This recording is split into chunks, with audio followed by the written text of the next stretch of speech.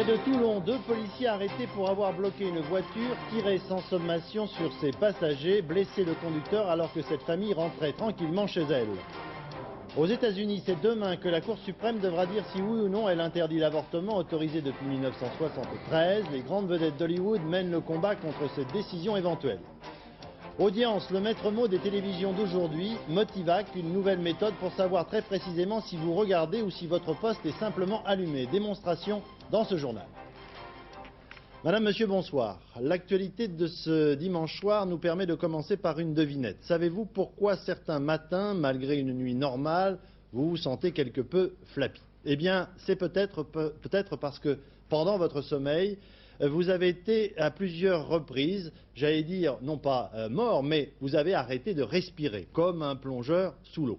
La nouveauté, c'est qu'aujourd'hui, cette forme d'apnée nocturne peut se soigner et à l'hôpital Antoine Béclair de Clamart, dans la banlieue parisienne, où un laboratoire de sommeil veille sur vous. Enquête de Marie-Françoise Griot et Jean-François Becquet. Ce bébé qui somnole dans les bras de sa mère est né prématurément avec un système respiratoire immature. Aujourd'hui, il a 2 mois et demi et il vient faire la sieste à l'hôpital, au laboratoire du sommeil. Il va falloir près d'1 heure pour équiper Alexis d'une vingtaine de minuscules électrodes qui vont permettre de l'examiner à fond. Mouvement des yeux, du thorax et de l'abdomen, respiration, oxygénation, rythme cardiaque. En tout, 16 paramètres vont être étudiés. Ça ne fait pas mal, la preuve, Alexis va engloutir un biberon avant de s'endormir profondément.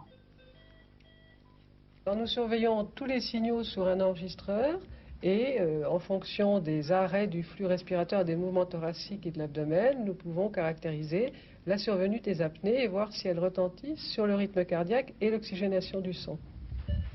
Les apnées, ces arrêts de la respiration qui peuvent durer jusqu'à 1 minute, perturbent profondément le sommeil et pas seulement chez les enfants.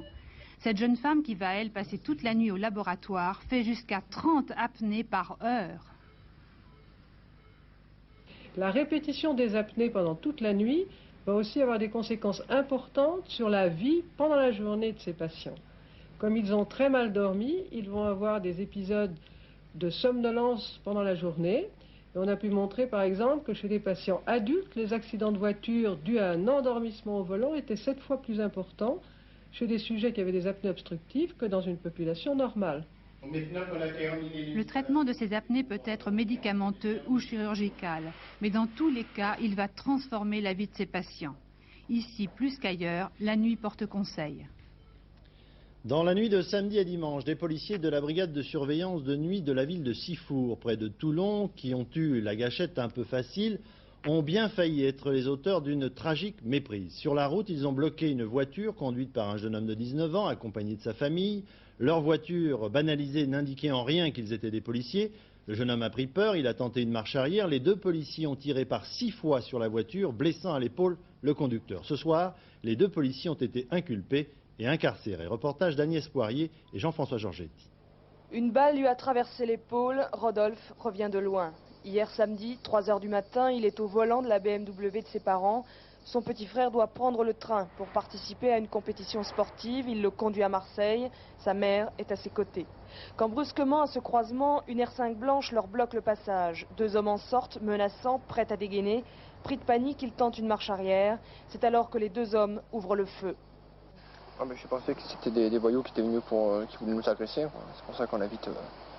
S'ils étaient sortis en plus calmement pour un contrôle d'identité comme ils nous ont dit, nous on n'aurait peut-être pas paniqué, mais là j'avoue ils sont sortis comme 2 fous. Hein. Ils sont approchés de la voiture, comme ça la main à la ceinture, c'est ça qui nous a en plus. Oui, ça fait peur que s'ils étaient sortis tranquillement. Quoi. À aucun moment ils n'ont fait de sommation? Non, non, pas de sommation. Dès qu'on a commencé à reculer, ils nous ont tiré dessus. Ils ont tiré indistinctement? Vous avez l'impression qu'ils tiraient sur vous, dans la voiture? Non, au début je pense qu'ils ont commencé à viser la voiture. Et puis quand ils ont vu qu'on s'arrêtait pas, qu'on faisait une deuxième marche arrière, là je pense qu'ils ont commencé à nous tirer dessus, puisque la balle que j'ai prise dans le pare-brise, elle est à la hauteur de la tête. 8 coups de feu sont tirés, on retrouvera 6 impacts sur la BMW, et puis les 3 hommes entourent la voiture. C'est seulement à ce moment-là que Rodolphe, sa mère et son petit frère apprennent qu'ils ont affaire à des policiers. Les petits ont crié tirez pas, on n'a rien fait, on n'est pas des voyous. On les a vus les 3 là debout. Avec les armes là, je m'attendais à ce qu'ils nous tuent. Je croyais qu'ils allaient nous tuer. Je pensais qu'on allait mourir. Et j'ai dit, Et là, ils ont dit, on est de la police, pourquoi vous n'êtes pas arrêtés? Voilà, c'est à ce moment-là que j'ai su qu'ils étaient de la police. J'y croyais même pas. Tellement j'avais peur. S'ils nous avaient dit, s'ils nous avaient fait, je sais pas, quelque chose qui témoigne qu'ils étaient des policiers, pourquoi on serait partis? On n'a pas de raison de partir devant la police, on n'avait rien fait. Les 2 policiers font partie de la brigade de surveillance de nuit de Sanary. Ils ont été ce soir inculpés de coups et blessures volontaires et incarcérés. Et l'on reparle de l'affaire du terroriste Anis Nakache, emprisonné en France pour avoir tué 2 personnes lors d'un attentat manqué contre l'ancien Premier ministre du Shah d'Iran, Chapour Bakhtiar. Récemment, M. Jacques Chirac s'interrogeait sur le point de savoir si le moment n'était pas venu de libérer ce terroriste. Le gouvernement répliquait aussitôt en se demandant si M. Chirac, du temps où il était Premier ministre, n'avait pas pris un certain nombre d'engagements. Réponse aujourd'hui de Charles Pasqua, ministre de l'Intérieur de Jacques Chirac à l'époque, c'était au forum RMC FR3. C'est en 1986, dit M. Pasqua, que le Premier ministre de l'époque, M. Fabius, a pris des engagements pour libérer Anis Nakache. M. Pasqua. Nous n'avons pris aucun engagement, nos prédécesseurs en avaient pris. Vous en êtes sûr? Parce qu'ils ne disent pas. Je n'en suis pas sûr, j'en suis certain. Citons un nom sur Anis Nakache, vous croyez que vos prédécesseurs avaient pris La réponse est oui. Parce que au cours d'un débat au Sénat, on a cru comprendre que vous parliez aussi d'Abdallah ou... Parce que des engagements avaient été pris sur les 2. Réplique immédiate du ministre des Affaires étrangères, M. Roland Dumas, interrogé au Club de la presse d'Europe 1. C'est faux, M. Dumas. Cette insistance mise à vouloir, je vais employer le langage de M. Pasqua, vous m'excuserez, refiler le bébé aux autres devient très suspecte. Alors permettez-moi de dire qu'avant 1986, il n'y a pas eu d'engagement du gouvernement auquel j'appartenais de libérer l'un ou l'autre de ces terroristes. Je ne parle pas à la légère, moi non plus. Je répète simplement, car je ne voudrais pas gêner personne, surtout pas gêner l'action du gouvernement auquel j'appartiens. Je dirais simplement que je ne suis pas sûr qu'il en ait été de même entre 86 et 88. À l'étranger, c'est Mikhail Gorbatchev qui fait la une avec son discours télévisé. À la veille de son arrivée en France, il lance un cri d'alarme face à la montée des conflits interethniques en URSS. Cette violence est intolérable, dit-il.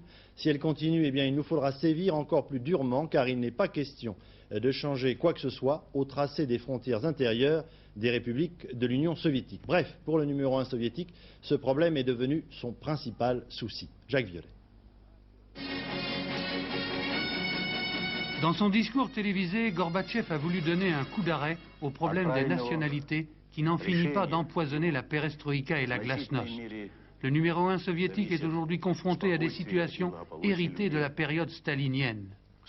La plupart des 15 républiques soviétiques sont d'une part issues d'une colonisation militaire après la révolution de 1917 ou bien annexées après la Deuxième Guerre mondiale, comme les républiques baltes.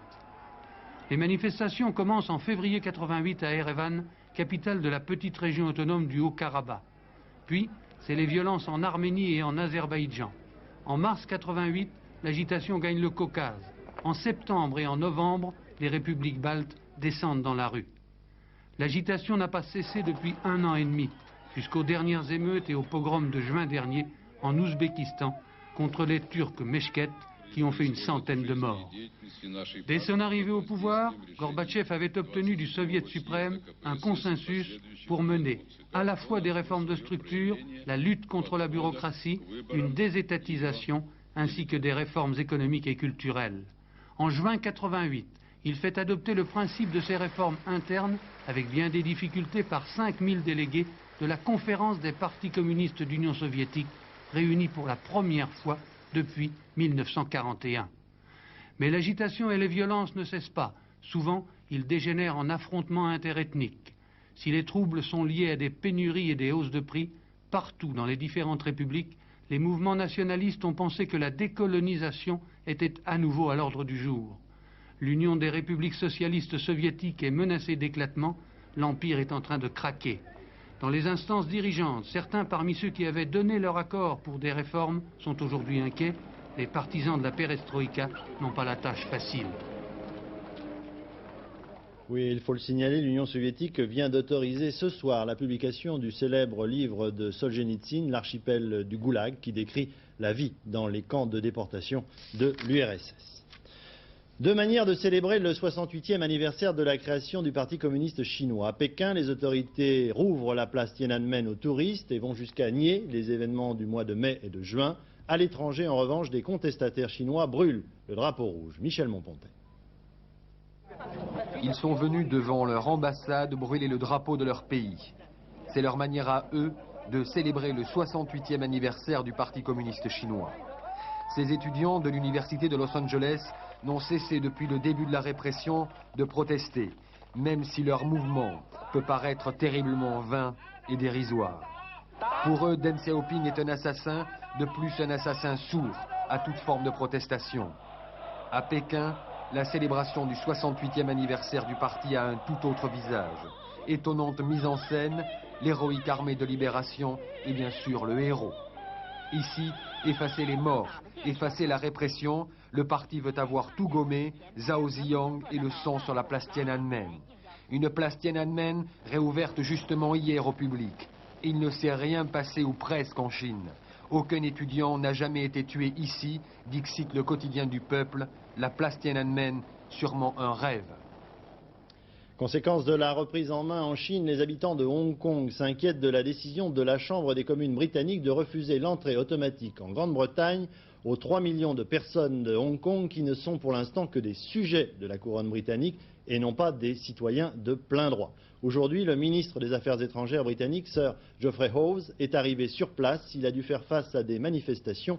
Rappelons que Londres doit rendre en 1997 à la Chine la colonie de Hong Kong. Thierry Calmette. Dans sa limousine Daimler d'un autre âge, frappé de la couronne britannique, Geoffrey Howe, le ministre des Affaires étrangères, semble inquiet. 10 000 résidents de Hong Kong le conspuent. Calligraphié sur les pancartes, repris en chœur par la foule, un mot, honte. Ou bien Geoffrey Howe, retourne chez toi. Les habitants s'inquiètent. En 1997, ils doivent devenir chinois, être gouvernés par les dirigeants de Pékin. Dès son arrivée, le ministre s'était voulu rassurant. Londres s'engage à leur garantir un statut démocratique après la rétrocession dans 8 ans. Sujet mais pas objet, proclame la banderole. En effet, 3 millions de résidents possèdent un passeport de sujet britannique et non pas de citoyen. C'est-à-dire qu'ils n'auront pas le droit de s'établir en Angleterre. Certains d'entre eux craignent la ruine ou pis encore. La visite du ministre de Mme Thatcher doit durer 3 jours, pendant lesquels les manifestants ont décidé de ne lui laisser aucun répit, pacifiquement, sous l'œil impassible de la reine Victoria. Après une cinquantaine de jours d'accalmie relative, le Liban s'embrase à nouveau. Duel d'artillerie entre chrétiens et syriens à Beyrouth et combats meurtriers entre milices musulmanes rivales, pro-syriennes d'un côté, pro-iraniennes de l'autre, sur fond d'intenses activités diplomatiques arabes et l'arrivée à Damas en Syrie du vice-ministre des Affaires étrangères soviétique, Michel Monpontet. Depuis 50 jours, le Liban semblait vivre dans une relative accalmie, presque un cessez-le-feu inviolé. Mais depuis 76 heures, Beyrouth est retombé dans son cauchemar. Au moins 12 morts, une quarantaine de blessés. L'artillerie syrienne s'est à nouveau déchaînée sur le réduit chrétien. Durant 20 minutes hier soir, plus de 40 obus sont tombés ici, à Ashrafi, au cœur de Beyrouth-Est, un quartier dit résidentiel.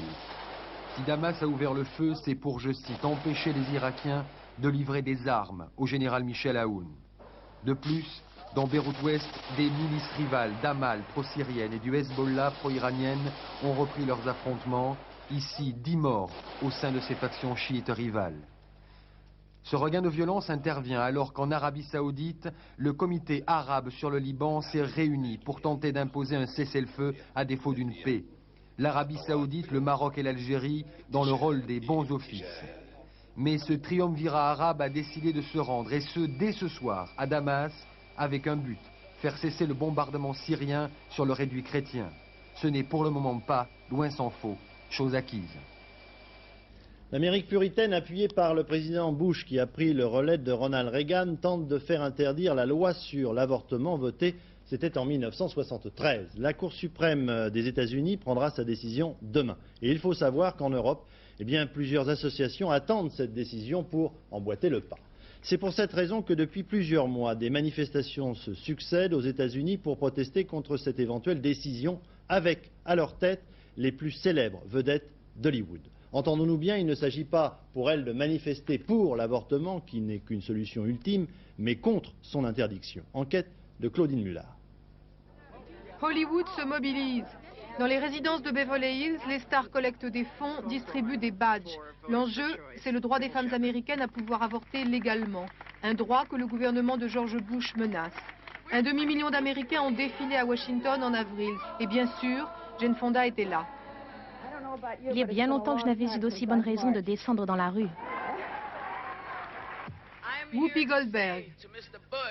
Je suis venue dire que jamais plus une femme n'ait à subir cette boucherie, que jamais plus elle n'ait à utiliser une aiguille à tricoter dans des toilettes et à mettre sa vie en jeu. Des actrices de télévision. Leonard Nimoy, acteur et réalisateur de Star Trek. Glenn Close, qu'on a vu dans Les Liaisons dangereuses. Bien d'autres. Tous choqués que la justice américaine remette en question ce qu'ils croyaient acquis depuis 16 ans. Car la Cour suprême a légalisé l'avortement en 1973. Mais en 8 ans de présidence, Reagan a pu nommer 3 nouveaux juges, tous conservateurs.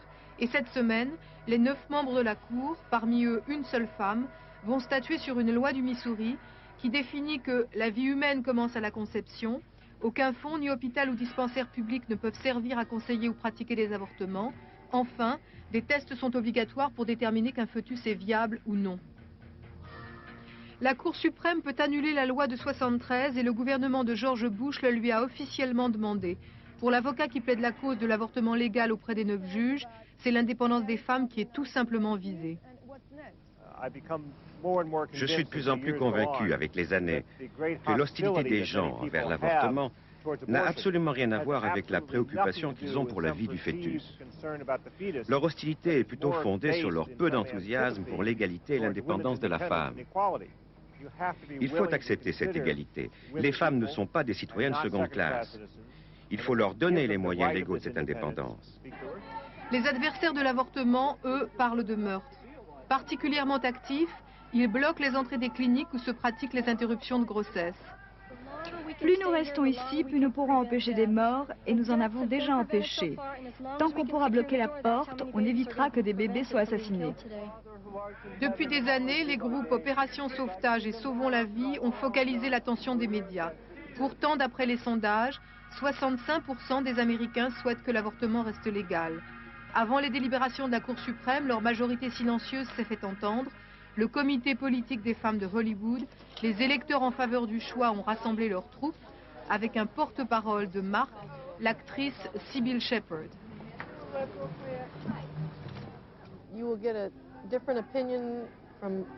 Chaque personne que vous rencontrez a une opinion différente sur l'avortement. C'est pour ça qu'à mon avis, ça doit être une décision absolument personnelle. Il faut que la mère puisse choisir.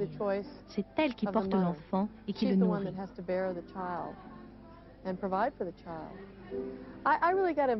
Je suis impliquée dans ce débat parce que c'est moi, parce que c'est mon ventre, et que je ne pense pas que l'État ou l'Église doivent me dire quel enfant je dois avoir. Je suis aussi impliquée à cause de mes enfants. J'ai 2 filles.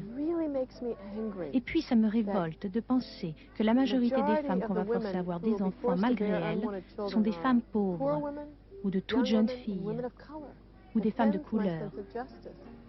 Ce débat bouleverse profondément l'Amérique et divise les républicains. La propre fille de Reagan ne partage pas du tout les opinions de son père. Et aussi, j'ai grandi dans les années 60-70. Et j'ai eu des amis qui ont dû aller au Mexique pour y avorter. Et qui en ont gardé les séquelles. Et qui ne pourront peut-être jamais avoir d'enfants le jour où elles le voudront. Et c'est bien ça la question. La Cour suprême rend sa décision lundi. Si les juges annulent la loi de 73, les États-Unis auront la législation la plus rétrograde du monde occidental en matière d'avortement. En France, le secrétaire d'État au transport, M. Sarr, est globalement satisfait de la manière dont se sont déroulés les premiers grands départs en vacances d'été, notamment une diminution d'environ 3% des bouchons qui sont la cause de nombreux accidents, dans la mesure où les automobilistes sont ensuite tentés d'accélérer pour rattraper le temps perdu. Cela dit, parmi les nouveautés que les Français ont trouvées sur leur route des vacances cette année, il faut citer les stations-service qui offrent désormais un choix beaucoup plus large de types de carburants devant lesquels ils sont parfois encore un peu embarrassés. Reportage d'Ève Mété et Jean-Marc Sursin. britanniques, néerlandais, suisses, belges, allemands. Ce sont les touristes étrangers qui ont pris d'assaut aujourd'hui les pompes à super sans plomb. La plupart n'ont pas le choix, leurs voitures sont équipées d'un pot catalytique qui consomme exclusivement ce carburant.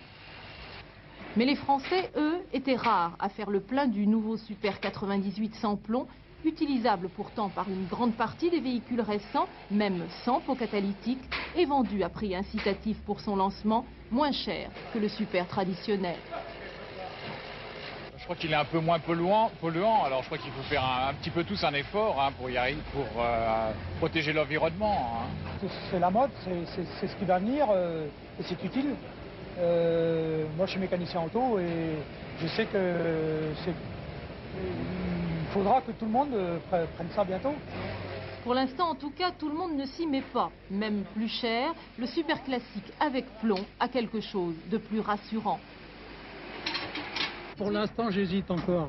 Je voudrais avoir un peu l'avis du fabricant de ma voiture. Qu'est-ce qu'il en pense? Tant qu'il n'y aura pas d'informations plus rigoureuses sur le nouveau sans plomb, je mettrai du Super normal. Ça m'étonnerait que je puisse le prendre parce que ma voiture est antérieure à 86. C'est pas un problème d'adaptation à la voiture, c'est une question d'habitude tout simplement. Changer d'habitude n'est pas facile, même en vacances et même quand il s'agit de protéger l'environnement. Audience, c'est le maître mot de la télévision d'aujourd'hui. Et pour la calculer, vous êtes sans doute nombreux à vous demander comment s'opèrent ces comptages, ces sondages. Jusqu'à présent, le panel, c'est le mot convenu, se devait d'appuyer sur un bouton pour marquer ses choix. Mais personne n'était sûr qu'ensuite, ces téléspectateurs regardaient vraiment la chaîne qu'ils avaient indiquée. Aujourd'hui, un nouveau système, Motivac, doit permettre de le savoir très exactement. Stéphane Magnier. Pour savoir précisément qui regarde la télévision, quelle chaîne et à quelle heure, le plus simple serait de mettre une caméra face aux téléspectateurs. En fait, c'est impossible. 1000 points de mesure sont nécessaires pour que le résultat soit statistiquement valable. Il faudrait donc aussi 1000 personnes pour regarder en permanence les téléspectateurs sondés. Et de tels observateurs indiscrets, ce n'est guère acceptable pour la Commission informatique et liberté. Alors, les organismes de sondage ont mis au point des appareils de mesure d'audience de plus en plus sophistiqués. Le premier, l'audimat, indiquait en permanence si un poste était allumé et sur quelle chaîne. Inconvénient, il ne disait pas combien de personnes étaient devant ce poste. C'est pourquoi on l'a récemment remplacé par le Médiamat. C'est le même système, mais en plus, chaque personne qui s'installe devant le téléviseur où est branché l'appareil doit signaler sa présence en appuyant sur un bouton. Inconvénient, certains peuvent oublier d'appuyer sur le bouton quand ils sortent pour quelques instants, par exemple. D'où la mise au point du Motivac, le premier système dit de mesure passive de l'audience. Cette fois-ci, plus besoin d'appuyer sur un bouton, l'appareil détecte automatiquement la présence de personnes en identifiant leur silhouette. Et comme les téléspectateurs ont la curieuse tendance à s'installer toujours à la même place, le Motivac en déduit, après enregistrement et traitement sur ordinateur, des habitudes de la famille, qui regarde, quelle chaîne, à la seconde près, le rêve en somme de ceux qui veulent observer ceux qui nous regardent. Voilà, le rêve d'un côté, le cauchemar pour nous qui présentons les émissions. Jean-Louis Croquet, vous êtes président de Motivac. Comment faites-vous, alors, c'est la grande nouveauté, pour être sûr que les gens qui ont appuyé, et là on n'appuie pas, on regarde bien leur téléviseur? Si vous voulez, nous avons installé 2000 appareils de ce type dans 2000 foyers représentatifs de la population française, avec bien sûr leur autorisation. Ces appareils, c'est ce modèle-là, il est placé en général sous le téléviseur. Vous voyez d'ailleurs, celui-ci est en train de vous compter en ce moment, vous êtes 2. Et on compte pour 4. Vous comptez pour 4. Si vous voulez, 2000 appareils, chaque appareil donne ses informations. L'ensemble de ces appareils sont reliés à un centre serveur qui est situé à Aix-en-Provence, plus un centre situé à Auxerre qui indique ce qui se passe sur toutes les chaînes. Et vous avez en synthèse un merveilleux appareil que vous utilisez depuis le début de l'émission et que je vous ai vu le regarder sans arrêt. Oui, je regarde surtout parce que je suis en avance sur la une. Oui. Puis en plus, il y a une grande surprise, c'est que les mesures d'audience effectivement intéressent le public parce qu'en ce moment, si vous voulez, vous êtes en tête. Alors je ne vous dis pas le nombre de personnes qu'il y a exactement, mais au total, il y a par exemple ici 54 postes de télévision dans notre échantillon qui sont allumés sans personne devant. Vous avez le nombre de téléspectateurs en valeur absolue devant chacune des chaînes. Absolument. Ce qui devrait vous faire plaisir, c'est que vous êtes effectivement à 2 à vous bagarrer, oui. Hein, la 2 et la 3, un coup l'un, un coup l'autre. vous avez le pourcentage de votre part de marché et vous avez l'évolution de la courbe de la soirée qui vous indique exactement votre position. Très bien. Et ça, à la seconde près, on s'aperçoit en regardant cette imprimante, ce téléviseur, que finalement, les gens zappent en permanence puisque les chiffres changent très rapidement. Alors on s'aperçoit que pratiquement un téléspectateur sur deux est instable. Bien, alors Stéphane. Est-ce que vous avez pu voir, par exemple, est-ce que vous pouvez identifier qui regarde, quelle catégorie professionnelle, quelle région de France regarde la télévision, à quel moment? Tout à fait. Alors l'analyse que l'on a pu faire là sur les différents écrans montre par exemple en ce moment que vous avez une audience qui est plus urbaine que rurale, en pourcentage. Vous avez une audience qui est plus jeune, disons un petit peu plus bourgeoise que les autres chaînes en ce moment. Je ne sais pas ce qui se passe en ce moment sur les autres chaînes, mais on peut tirer des grandes tendances, émission par émission. Et ça, c'est depuis le début de ce journal à 20h. Depuis le début du journal à 20h, vous avez toutes les 2 secondes exactement le chiffre qui change parce que les téléspectateurs sont balayés. Alors, c'est un instrument qui va servir à indiquer aux annonceurs, je crois précisément, qui regarde leur spot et à quel moment ils restent ou ils s'en vont. Ces instruments fournissent des statistiques qui sont très utiles aux gens qui achètent de la publicité, parce que par exemple, quand vous passez, ce soir, il fallait passer juste après votre journal, parce que c'est là où il y a le plus de monde. Donc, ça vaut plus cher que de passer derrière un autre journal où il y a beaucoup moins de monde. Et c'est important étant donné les prix de la publicité. Est-ce que vous avez déjà, grâce à ce nouveau système de mesure, enregistré des changements par rapport au système de mesure existant déjà? On a observé des grandes tendances qui nous apparaissent fausses. Par exemple, les grandes tendances qui étaient jusqu'à présent des fausses idées. Par exemple, on parlait toujours de ce fameux prime time où la quasi-totalité de ce qui se passe à la télévision.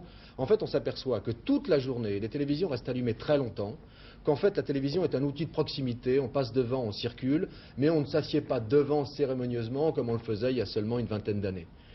Dernière question, est-ce que vous n'avez pas l'impression de violer un peu l'intimité des gens qui nous regardent? Vous savez, on fournit un outil statistique aux chaînes de télévision, aux annonceurs, aux centrales d'achat d'espace, à la publicité en général. C'est aux gens à qui nous les fournissons, qui en font ce qu'ils veulent, et à la limite, ils peuvent même aussi s'en moquer si ça les intéresse. Merci.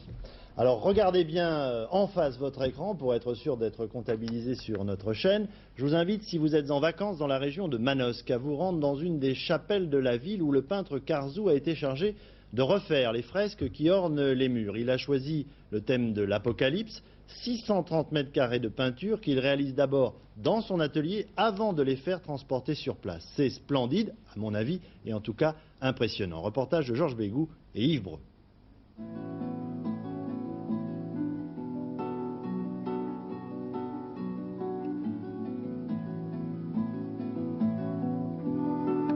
Attaché à son chevalet depuis l'enfance, comme Sisyphe à son rocher, Jean Carzou poursuit à 82 ans une œuvre qui lui vaut de figurer dans les plus grands musées du monde et d'être académicien.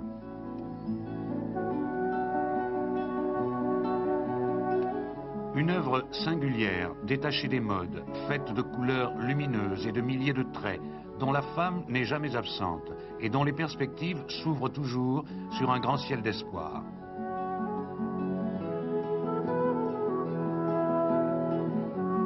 Aujourd'hui, il délaisse son petit atelier de Montparnasse pour l'immensité de l'atelier Simonini, spécialiste des décors de théâtre. Mais ce n'est pas de spectacle qu'il s'agit. Du bout de sa canne, Carzou peint toutes les phases de l'Apocalypse, une commande de la ville de Manosque pour une église désaffectée du 19e siècle. Au total, 630 mètres carrés à couvrir que Carzou réalise en équipe, comme au temps de la Renaissance, en reproduisant les maquettes au carreau.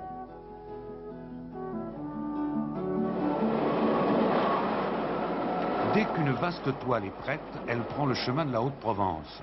Au pays de Giono, on aime les contes, les légendes, les paraboles, et Carzou raconte sa vision moderne de l'Apocalypse avec foi, mais sans se soucier d'illustrer fidèlement les Saintes Écritures.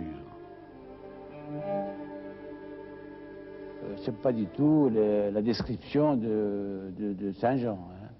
C'est le climat dans lequel nous vivons, la peur, la pollution, le machinisme, les usines atomiques, enfin tout ça.